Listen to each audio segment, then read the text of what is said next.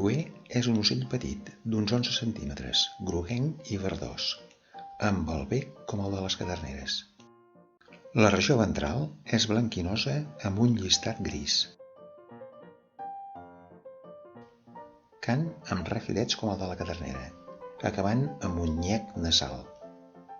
Viu als boscos de coníferes, verns i bedolls. Extreu les llavors de les pinyes, dels verns, penjat cap per avall com les mallerengues. Es diferencia del cafarró per tenir una franja alar groguenca i el bec més llarg. En vol té la part final del cos groguenc, la cua negra amb laterals grocs i el dors verdós amb un fi llistat gris.